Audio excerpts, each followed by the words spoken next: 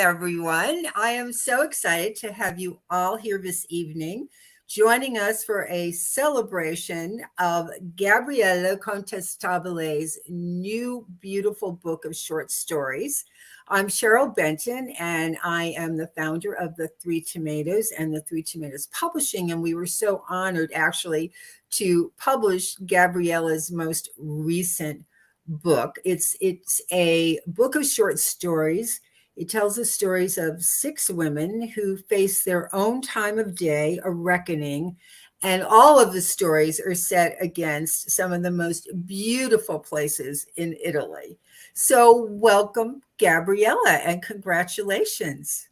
Well, thank you. And it's such an honor to be here. So thank you so very much, Cheryl, Three Tomatoes, anyone who's here, your team, readers. It's a special privilege to be here. And I wanted to say it's so lovely to see the words you've written across the screen with the waters of Venice and the boat and the music. So thank you for that. Oh, Makes me feel I'm there, which is why I write the stories, because I wish I were there. So if I write them, then I can imagine myself in that place. I know, and that video kind of put us in the mood for being in Venice or anywhere in Italy, actually. So let me tell our viewers a little more about you, because you are such an accomplished woman, and I admire you so much. You're an author, you're an educator, you're the founder of Su Missouri Journeys, which is a boutique travel company connecting people to the artisans of Florence. We're going to hear a little bit more about that at the end of our conversation tonight. You emigrated from Italy to Ottawa in 1953 and to New York City in 1959, where you still live with your husband. And in your pre-writer life, you were a foreign language teacher, a management development specialist, and a fragrance cosmetics executive. And you visited the fields and perfume laboratories of Grasse and worked in a family-owned perfumery in Florence. And it was there that your passion for perfume and artisanship took hold. You are a strong advocate of the arts, of multiculturalism and social justice, a passion inspired by reading Dickens, Dante, and Louisa May Alcott at a very early age, three of my favorites as well. So, Gabriella, I know that That Time of Day is your third book and your first book of short stories. But let me just tell people about your first book a little bit. That was a novel. It's called The Artisan Star, which draws on your own background in the perfumery business in Florence, because the novel is about that. And your second book, which is another real treasure, is called Sass, Smarts, and Stilettos: How Italian Women Make the Ordinary Extraordinary.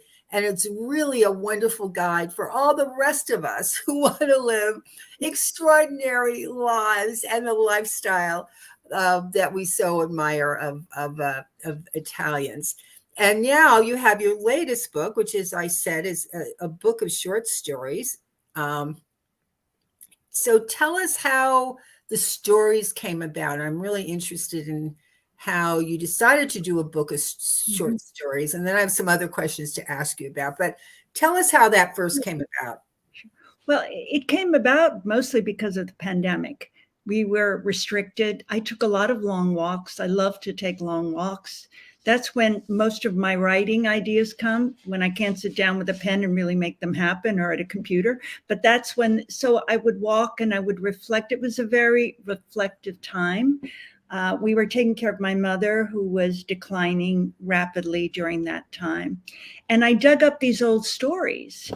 And I asked my editor, Catherine Adams, I said, I'd like to put them in a collection. I'm thinking to do that. I have a central theme in mind.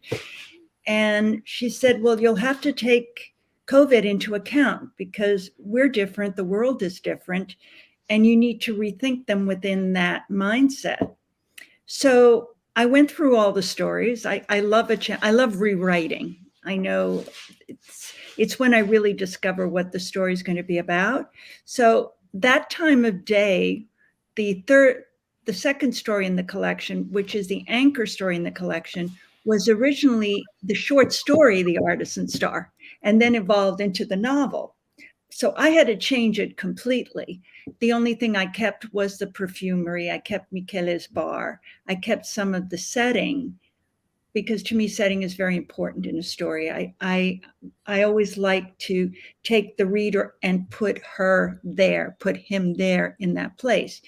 In fact, one of the criticisms justified of The Artisan Star was that it read like a travel log. And I thought, yeah, that's what I wanted. I wanted to do both. I wanted to put my characters in my favorite cafes and my favorite museums. And so the place was really important. I just had to create another entire story. And the protagonist, Anna, happened, and that evolved into something different, but always with that central theme. And it was the Jacques Gerlain quote, which is, "It is the hour when the sky has lost its sun, but is yet to find the stars." So, yeah, go ahead. So a lot of these stories you had actually written previously, but never had really thought about bringing them together in a collection, correct? So there's a wonderful theme throughout the book, this theme of reckoning, the theme of that time of day.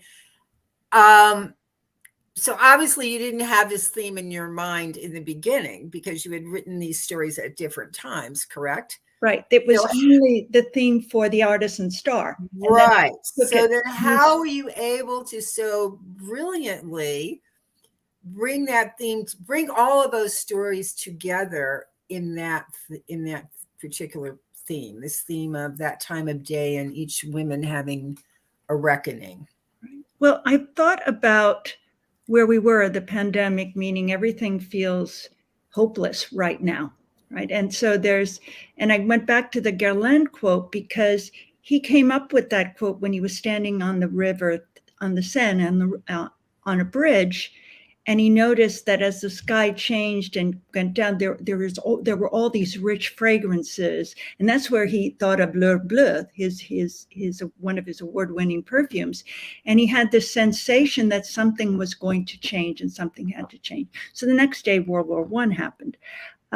So I had that image of here we are in the middle of this terrible time where, and we know what it was like, thinking, what happens next? And we feel that all is lost, and then you wait and the stars come out because something else is going to happen, and we need to make that happen, and we need to initiate that. And each woman in these stories is at a point where she can no longer play it safe.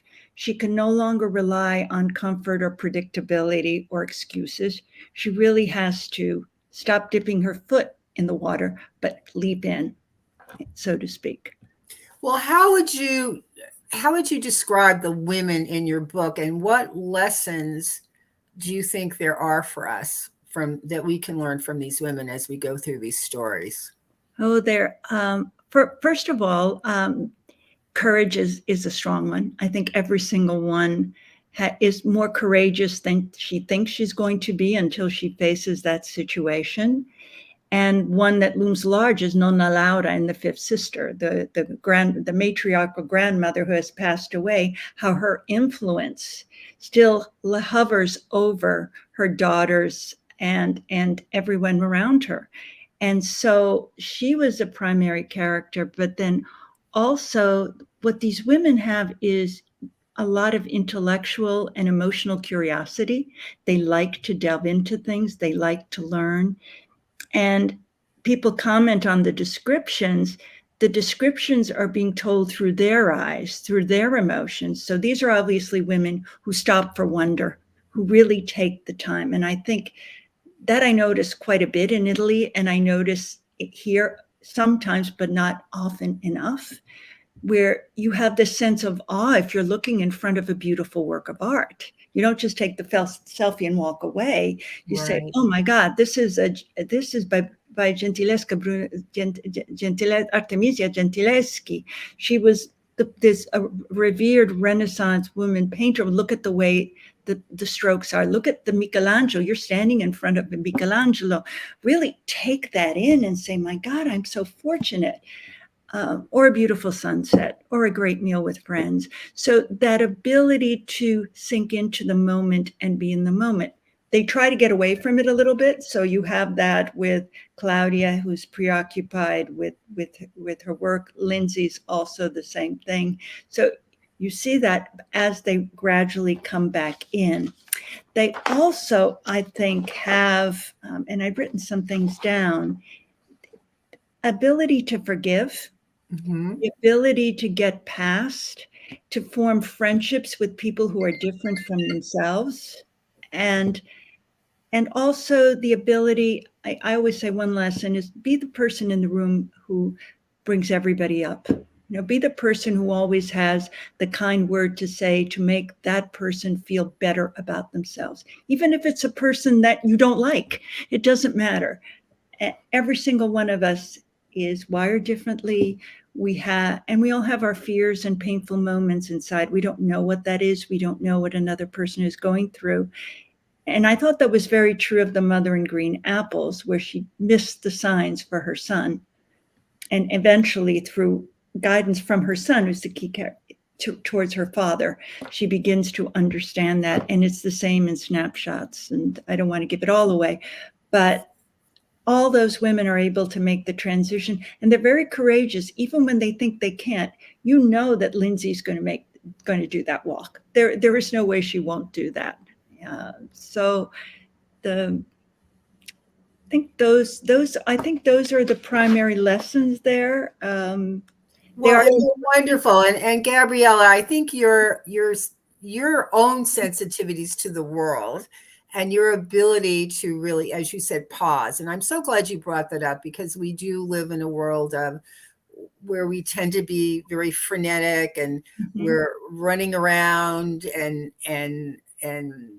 selfies and the social media, and everything just seems so just here. Now let's move on to the next thing, that we really don't spend enough pausing and taking in all of our senses. And you are truly a woman who explores all of your senses and takes that time, and you're able to put that into your writing, which is so beautiful. And that's why we get the sense of place. And when we read your books, the short stories in all of your books, it's the smells, the senses, the sounds. You have this incredible ability to really capture that for all of us. And that makes you such a wonderful writer. And I just have to say, this is not as your publisher, but also as a writer, you are truly a writer's writer.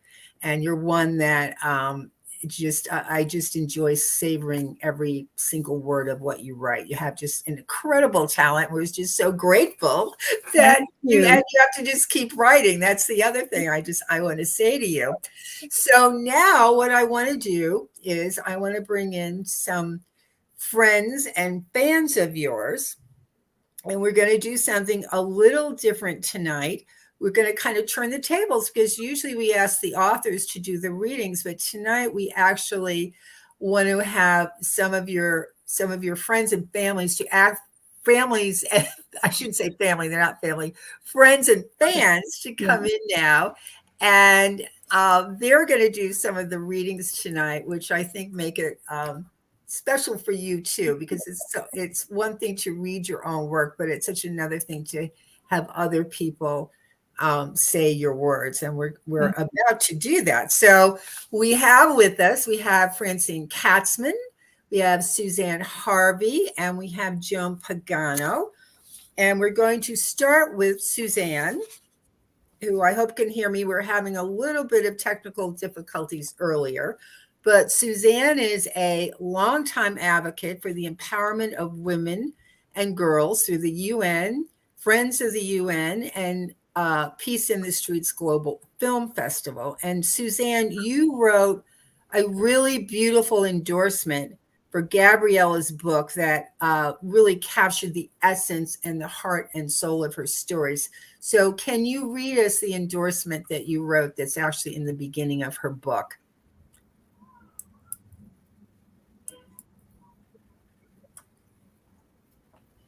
Can we hear? Suzanne, can you hear us? Yeah, now I can, indeed. I hope everyone can hear me. Yes. hear you.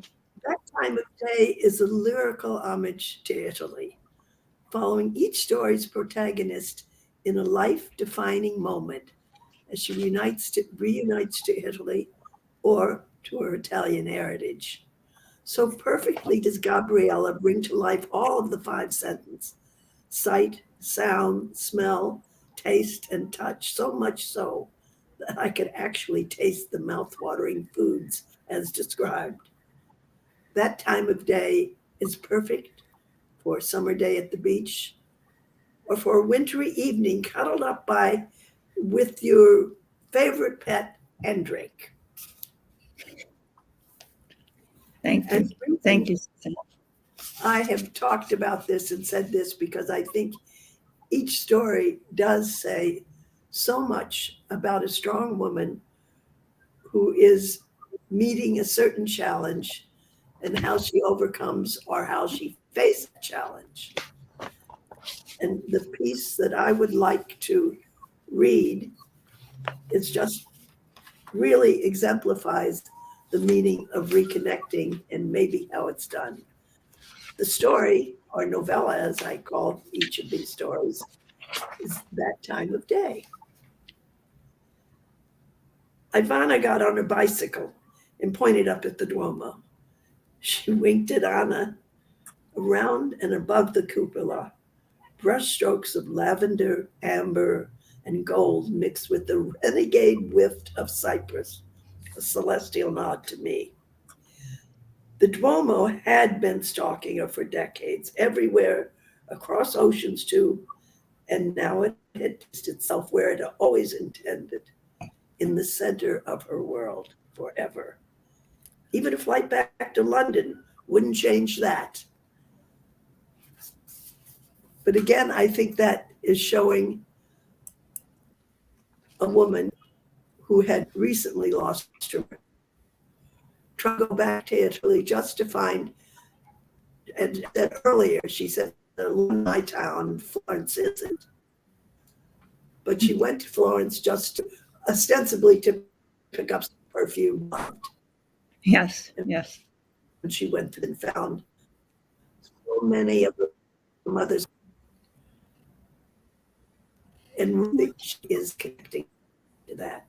And that is of her life.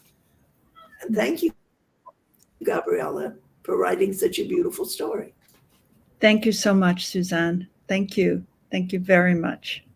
And I love the way you express that, because it is true, the way the streets of Florence are formed in a star. The Duomo is in the center. When Arnolfo de Cambio created the design, he made it so wherever you look, you see the Duomo. It does feel like it's stalking you. But what's interesting in this story is Duomo takes from the Latin word domus, which means home. And so the question here is, what is home? Because Anna doesn't feel she has a home. She doesn't feel she has a family. She feels very untethered. She goes to the orphanage. Her marriage ended. She has yet to recognize that she has a home, and that these people who have been part of her life, helping build her up, helping with her business, and her mother, and those relationships are there for her. And of course, there's the romantic interest.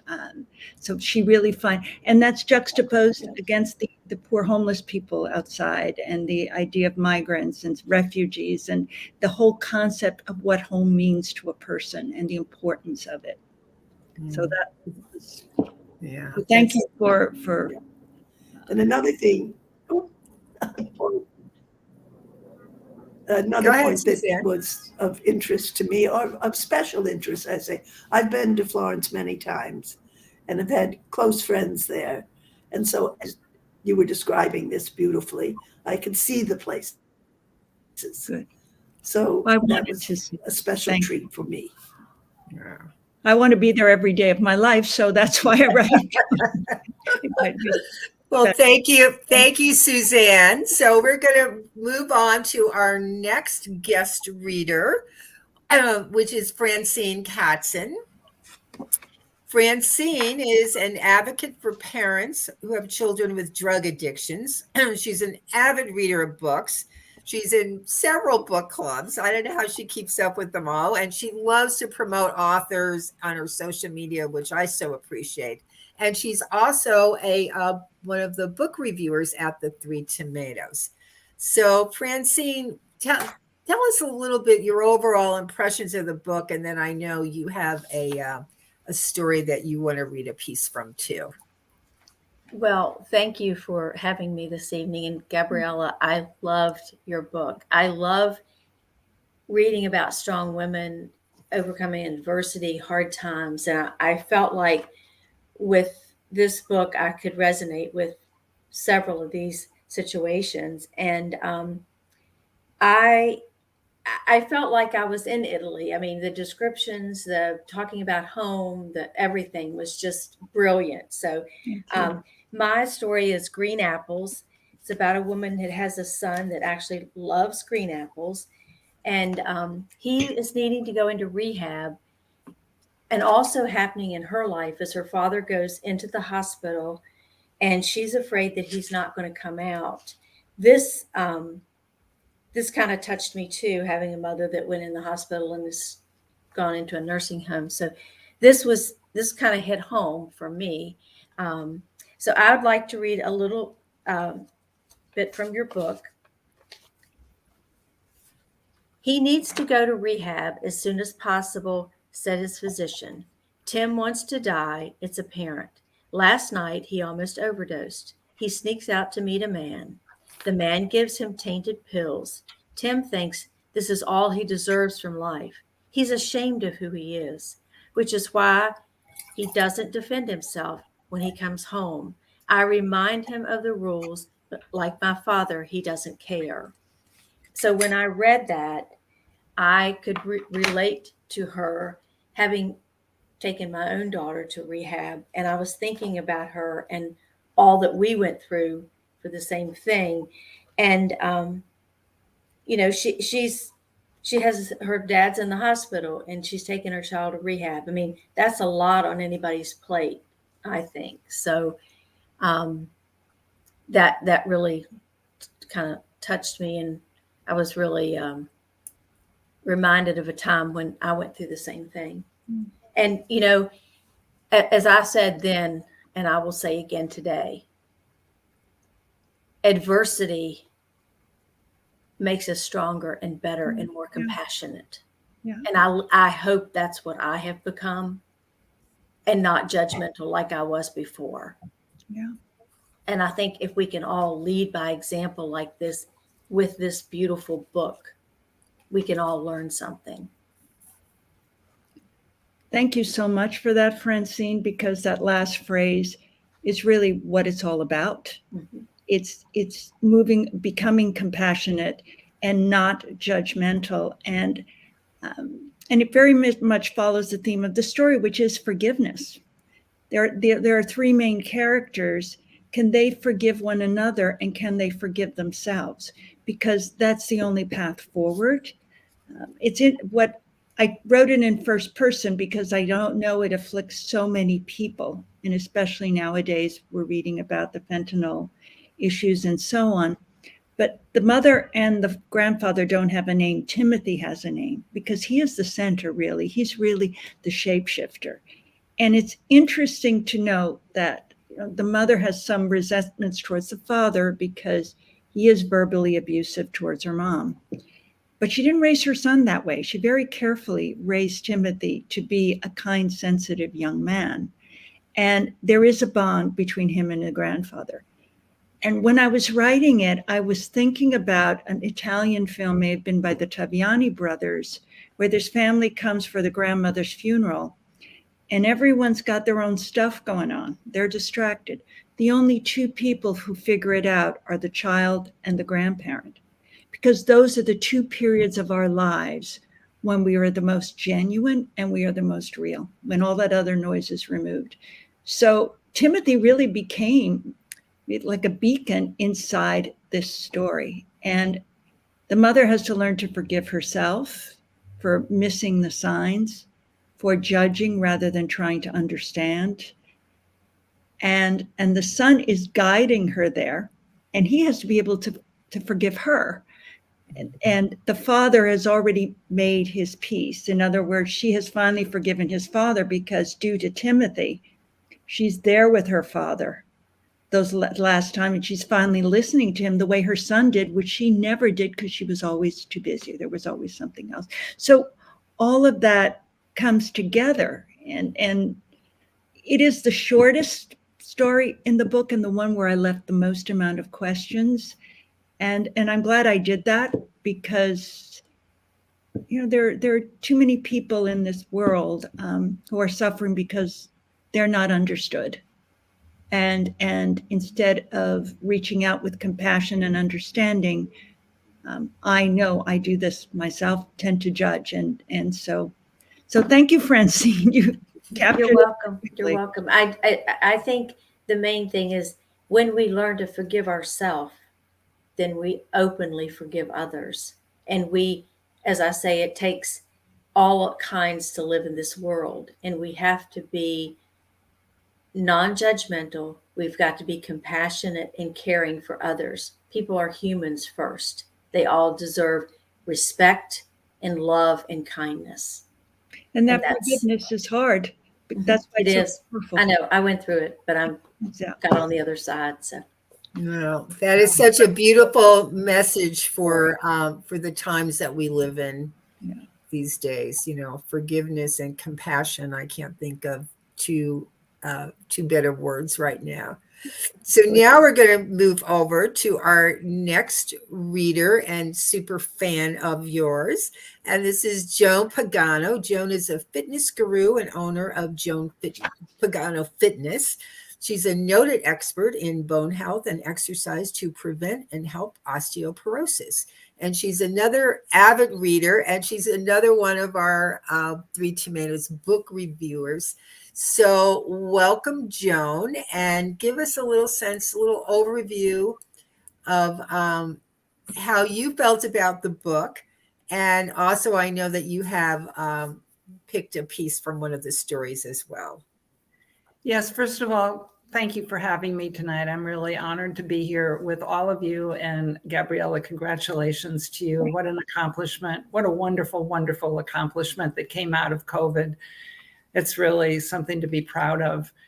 And Cheryl, I have to relate to what you said about Gabriella being a writer's writer, because I think the descriptive prose, as other people have said this evening, is so rich. It's just like a feast for the senses. All your senses are on high alert as you're reading the book. And sometimes you have to read the description a few times in order to let it really sink in. My story that I'm going to read from is called Snapshots.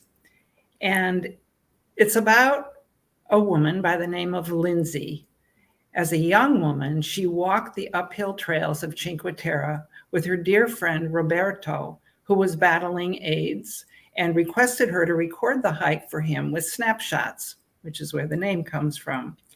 Now, 30 years later, Lindsay is a survivor of COVID. She survived the pandemic. She's living in Brooklyn, but confined, as we all were during that time, and reminiscing about this hike and the man she loved. She gained courage from her friend Roberto as she traveled with him over the years, in their younger years, and they went to the European capitals, and he impressed her to follow her passions freely and not allow the mind to interfere with limiting thoughts. Now on the Cinque Terre trail that they're hiking together, way back when, he encouraged her to look out, not down, because she was afraid of the steep cliffs that lead right down to the harbors. And having done that hike myself, I really could relate to this story. So she encourages Roberto to go on, but he insists on stopping at his family home in Vernazza, where he has chosen to live out his last remaining days. So Lindsay goes back on her own, but promises him that she will return and do that hike, complete the whole hike of the 5 cities, the 5 towns. She will do it for him, in honor of him, and to honor his memory. So this is the passage from the book that I'm reading. 2 years later, I no longer fight to forget the wish to dream with that ferocity. I stand at the edge of a stone promontory. The coast at Porto Venere is grayer than I imagined it, but the adjoining seas, the Ligurian and the Mediterranean, undulate with glints of deep blue under a full moon. Oops, my Kindle just shut down. Hold on 1 second. That is the problem with Kindles. Okay. To the east, lights flicker from the port at La Spezia. More lights snap on as the Ligurians wake up one at a time. Somewhere by the shore, a fisherman is sorting his nets. I am the lone hiker, waiting for the first light of dawn and thus to begin. New boots, a knapsack full of provisions, my notepad. Have I prepared myself well? I glance back down the dark, vertiginous path. It starts at the city center, marking the head of the trail as it winds its way around the hills of the Cinque Terre, through all 5 villages to Monte Rosso to the north. In my notepad is Roberto's map drawn in his hand. So stunning feat of courage for a woman to go back, a woman who was afraid to make this hike, a woman who secretly loved this man, who was a gay man. So there is a story of that is a story of longing and tentativeness, but basically settling into the friendship that developed between them over years of time. Yes. That's beautiful, Joan. And it's true. It's that friendship that bound them, which shows that relationships don't always need to be defined by social construct. There was a profound love between the two of them. They were soulmates in a deep way. They were also very physically attracted to one another, and they shared beautiful moments. And then today I was thinking about Roberto, because in many ways, they love all the same things, but he is obviously very different from Lindsay. And there's a quote that I read today again, and I think this would be Roberto. This was something Roberto would say. The definition of hell is your last day on earth, the person you became meets the person you could have become. And I think that's the way Roberto lived. He lived because this is who he was, always with a great deal of respect and compassion for people around him, never at the expense of anyone else. He was always very gracious. But even before he was stricken with AIDS, he had this viewpoint that life is short and you've got to live it fully every day, because you never know if that's going to be your last day on earth. So, he has that great generosity of spirit. He's like a child who goes forward without paying attention to the expectations of others. Sometimes when you read stories about autism, you read that some of these children aren't worried about other people's expectations, so they're very clear on where they need to go, and there's a certain honesty. She's got, some people have facets, some people have layers. Lindsay has layers and Roberto has facets. But a funny story about this too is I came up with the triple circle analogy. That was a tool I used when I was training a managerial executive skills to the engineers at Union Carbide. That was in the 70s. Now, I have no idea why that came to mind, but it just did. So it's funny, but there is a lesson for all of that. I mean, their love and their friendship transcends definition. We can't put labels on it, nor should we. And so I envy you, Joan, because you walked the Cinque Terre. It's still on my bucket list, but now I'm wondering when you say how steep it is. So. No, you must. And I also, in your story, you stopped for wine along the way, which is never a good idea. But my husband and I also stopped for wine. Can you stop overnight though, and then sleep, and then take off the next morning, or take an easier path? But the idea is you go straight through. If you Okay. Well, you can break the rules.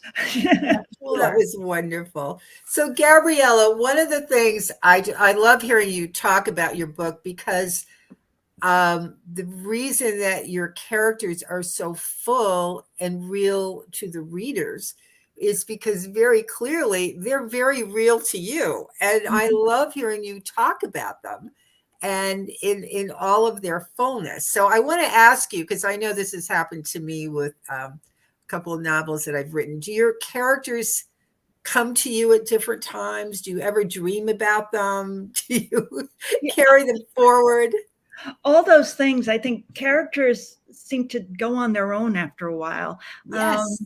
Yes, I do draw from situations, and sometimes without even realizing it, there will be certain personalities that'll come together.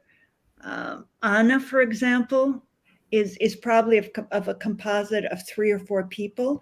And what I do is I once took a screenwriting class, and they have you do an exercise where you write out a lot of qualities, like what would this person die for? What is this person's greatest fear? And I think these out of my mind and put it aside. So now I know the person. So now I have a sense of how that person is going to behave in that situation. Right. Well, and that really comes across in the book because as I said, your characters are very multi-dimensional, and they're just very rich, and that comes from, as you just said, knowing who they are. So now I'm excited because I get to read a passage from one of the stories. In Venice. And I'm going to be reading from the very first story, which is Giulietta's Promise. And that takes place in Venice. It's a really beautiful story. And it actually is the story that inspired the video trailer that people who came in the beginning saw and that we're going to close with. And it's just another one of those stories that really puts us right in the place. But this is such an interesting story because it's about a woman named Claudia. She's a copywriter, and she's bringing her 6-year-old daughter with her on a business trip to Venice. And she's there because she's writing for a publication, but she's also there on another mission because she's intending to introduce her daughter to her father, Giulio, who is a dashing sales manager who obviously Claudia had a romantic relationship with prior to the birth of her daughter, and then went back to the States and is now on this trip to bring her daughter for the first time to meet her father. So let me just read a little bit from this chapter. The hotel's private water taxi bounced over waves towards the leafy island of Giudecca. Cold canal water sprayed over its sides. Claudia drew a jet-lagged Chiara close and leaned back into the mist. As the boat gradually approached, she felt every part of herself unravel like the coiled rope the captain now handled. The monochromatic emptiness of water and sky blend into a Turner palette of gray, speckles of morning sunlight on the water, the distant palazzi-like dots of history in repose, gardens, lots and lots of gardens hiding things, the bunkers of Venice, she thought wickedly, taking out her pen and notebook. The motor went mute, and the boat bobbed gently, lulling its 2 tired travelers to nap. And then the story continues, and not only do they have this rendezvous with the father of her child, but there's also another wonderful theme. And one of the things I guess we should mention too, I don't know if we've done, every one of the stories has a wonderful backdrop, whether it's a different place in Italy or it's a theme of in snapshots of perfumery and photography or history and architecture. And in this particular story, you've woven in film and theater, and there's a mysterious woman in the story who actually turns out to be a very famous film actress who's married to a very famous director. And that takes a very, very interesting turn towards the end. And I think it was a wonderful story to start the book off with. So I want to ask you, why did you pick that particular story to be the first one in the book? Well, it was it's interesting. I had lots of fun with that story, and you're right. Within every story, I pull in the three themes, because when we're looking for answers to our world as it is today and what we can do, there are three places to look: the arts, nature, our environment, and human connection. Those three. So I was always intrigued by this actress. I guess we're not allowed to tell her name, right? We should keep it a secret. Oh, well, you can, if you, well, you decide. I mean, well, I don't know. I'll be a spoiler, but anyway, it's Giulietta Massina, who was married to Federico Fellini. I was always fascinated by her because I watched Fellini films growing up, and especially La Strada. My parents took me to see that movie over and over again, which I think is quite interesting for something else that I discovered, but I'll mention that later. And Fellini was notoriously unfaithful for many, many years, but she stayed by his side, but she was her own person, and she was this sort of bizarre, quirky. She was in Juliet and the Spirits. She was in Cabiria. So I just imagine, what would it be like to meet her? And she is the person who gives advice to both Claudia and Chiara, her daughter. In fact, there's a point where she tells her to go see an art exhibit on the dorso duro, which means hard back. And she hits her in the back, meaning get a backbone, just start going. Almost what Roberto did with Lindsay, like, don't be so afraid of things. This is a woman who's very quirky. She's there drinking cognac at breakfast. She's had this mini cigar. She's got this turban on her head. She has this wild gypsy-like air about her. But this wisdom and this compassion and grace that Chiara seizes upon right away. And the other thing to think also for Claudia, remember, she's an immigrant. She wasn't born in the United States. So going back to Italy, and I can speak this for myself, but it doesn't matter how many years you're away. When you go and you arrive in Italy, it's the sensation on that boat. You take a deep breath, you're home. You're in a place that feels very familiar to you, even though you haven't lived there your whole life. There is always that connection. And she's beginning to sense, as she watches Chiara, that Chiara's moving forward. Chiara's a pretty confident little girl. She's the daughter of a single mom. Her mother has been very independent. And so here they are, really, in a sense, exploring home again. It's the same idea. And Venice being the crossroads of East and West, the major trading empire that it was, where you look at the buildings, they don't even look like Italian buildings in some buildings. They look very Byzantine, very Middle Eastern, very exotic.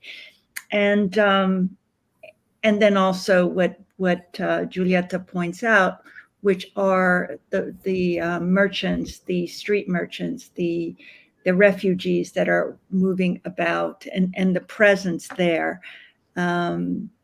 So I wanted to have that. And the reason, and that story came out from a personal experience. I was at the Cipriani for a weekend, and Fellini died when I was there.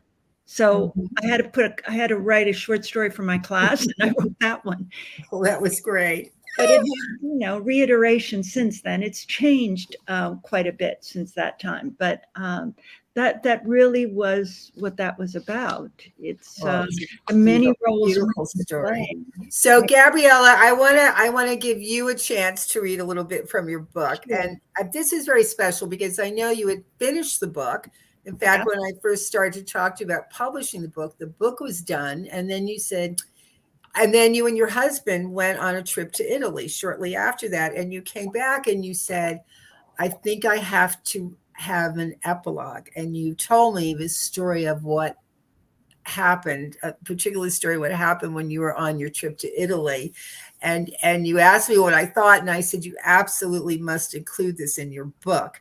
So tell us a little bit about that experience, and then just read a little bit about it before we have to go, because I also want to talk about your trip that's coming up. Sure.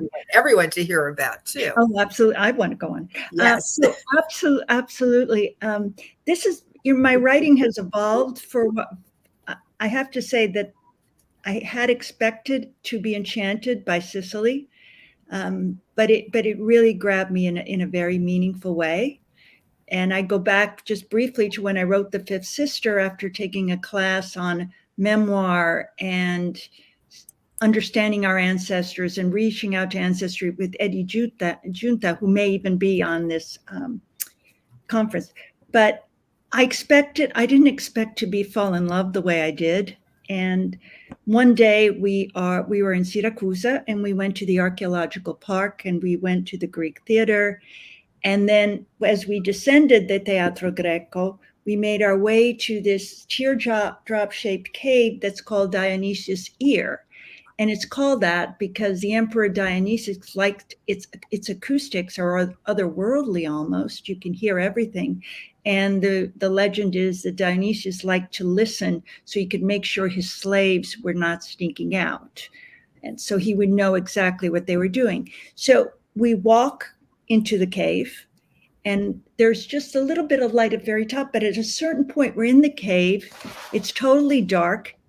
And this is what happens. And suddenly voices, a choral group, people of varied ages and ethnicities emerge from the darkness. From where does this light suddenly come? They sing Va Pensiero from Verdi's Nabucco, the aria about people forced from their homes, about enslaved people, about wanderers seeking a better human response to cruelty and unrest. And so we sink into the song, into these voices, mingling with the voices of our ancestors, their ancestors, the ancestors of all humankind. We are walking the earth walked upon by the Hebrew slaves under Dionysius' tyrannical rule. And we are reminded that this too is our heritage and our responsibility. That is really extraordinarily beautiful. What an incredible experience. And I'm just so glad you decided to include that, to do an epilogue to your book. So this has been wonderful. I mean, I have to thank all of our readers because Thank you. It such a special time to be able to talk about the book from our perspective and then hear you detail it. It's just made it this such a really rich conversation around this wonderful book. I'm going to show it up here in light. That time of day, everybody needs to get this book. It's available on Amazon and everywhere. And before we leave, though, I mentioned in the very beginning that you have a travel business and you do these very specialized trips to Italy, and you're doing one that I just know everyone is going to want to do. You're going to have to do many of these, and it's called the 8 Days of Fashion and Culture. And it's going to be, I think, a year from this spring. So give us some highlights and then tell people where they'll be able to find out more about Absolutely. We have, this is the initial itinerary. It will be revised. We're looking to do this sometime in the spring of next year. So I'll talk a little bit about it. It's available. You can look at it on my website. I work with a group called Alesta Travel. Elena Sisti is the CEO in charge, and they do beautiful trips. And the theme is fashion is culture, because we know Milan is the center for fashion and design. So this is the way it would work. Day one, if you arrive in Malpensa Airport and get a private transfer to the city center, and the hotel would be somewhere within the fashion and boutique and design area, so you can easily get everywhere around. Welcome drinks and light dinner on the hotel premises. Day two in Milan, there's a walking tour introduction to the city. You get to see even the old Roman ruins, the Spanish walls, but also the incredible skyscrapers, including Zaha Hadid's city residential complex. So the architecture of Milan is magnificent. So that's a day. Day three is at the Armani Silos collection in Zona Tortona, which is where they have the style fashion exhibits. And there it's a museum, it's an Armani museum, but it's also a museum of contemporary art. And then you go to the Navigli, where if you've been to Milan, they have those two mini connecting canals with the bridges, with all the restaurants on the side. It used to be the trade route for Milan to do business with Switzerland and France. And actually the initial designs were by Da Vinci. On day 4, it's a visit to Como. So you get time to roam around the beautiful lake, discover and learn about textiles. There is a textile and modern art museum on the premises, and you get to have dinner on the lake that evening. The next day, day 5, and I love this. After lunch, it's time to meet the big ones. An expert will accompany you to visit the most famous brands in the world, walk along Via Monte Napoleone, Via della Spiga, to meet representatives from Armani, Prada, Dolce Gabbana, Tod's. And then there's the magnificent Palazzo Morando. And also you get to really look at the windows. The displays are pure art. The streets of Milan are magnificent, very serene. There you will also, and then you will go the next day to beautiful Lago Maggiore, another gorgeous lake. You will visit the Borromeo Islands, maybe have ice cream at Stresa, and then meet some producers of handmade shoes. Day 7 is meet the heir of Mayor Master of High Couture, Pino Grasso, who makes these beautiful, beautiful dresses, and you get to observe how they are made, see the designs, touch the fabrics, and really talk to some of these artisans to really know how they work and how so many of these businesses are family owned and passed down through generations. It happened to Prada as well. So it's really beautiful. There's this very intimate relationship with the craft and with the business. And what's not included here, which I would definitely include, is a visit to Fondazione Prada, because there's a magnificent art collections. And of course, you would do the Galleria, you would do the Duomo, because why not? Milan also has some really lovely little neighborhoods like Brera, where they have great little vintage shops and cafes, and it's a big city, but because there are small neighborhoods, it feels very intimate, and there's a gorgeous park as well. So on the 8th, there is departure. And it is on my website, so you can look at other things Alessia Travel does. The other thought was that for people who wanted to continue, I would put together a 4-day in Florence for, let's say, couples. So that's where we are. Well, it truly sounds like the trip of a lifetime, and I cannot, but especially for women who love all things fashion and Italy and culture, and I can't think of anybody on this planet who would be better to have as a tour guide than you to take us on this trip. And I am so excited about it. And your website is GabriellaContestabile.org. Right.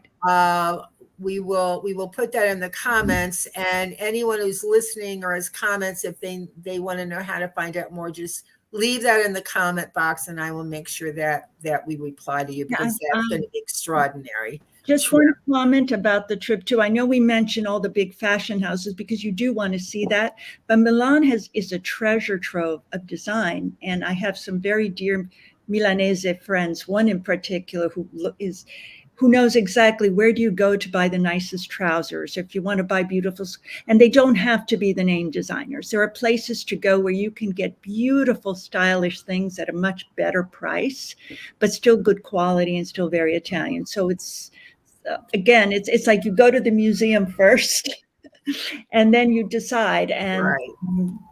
It's quite a friendly and welcoming place. Well, Gabriella, it has been such a delight to spend this hour with you. And I know for everybody viewing this, it's such a special treat. And people not only got to hear about your beautiful book, not only this one, but the other 2 books too. Thank and you. Know you'll keep writing, but to hear you, because you're so inspiring. And I know we all love Italy. It's one of my favorite places on the earth, and nobody expresses it better than you do. That's for sure. So I want to especially thank Francine and Suzanne and Joan for coming on this evening to to do their readings and share their perspective. Thank you so much. Too, because they're such avid readers, and I know they would not have done this if they hadn't absolutely adored the book, and I know we all did. So now we want to raise a glass. Oh, I got one here. I got to raise my glass. Congratulations. I got mine. So here's to you, Gabriella. I wish I had practiced a cheers salute in Italian, which I did not. Joan, can anyone do that? Just salute. Gabriella, you just give us one. Just salute. But Salute.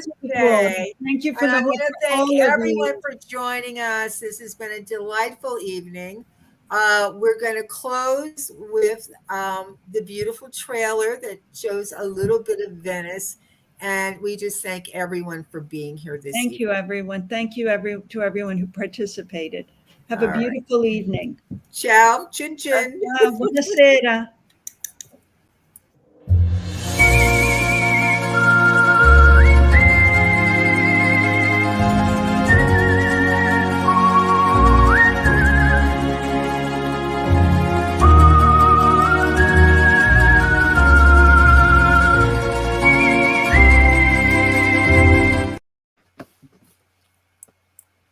Wow.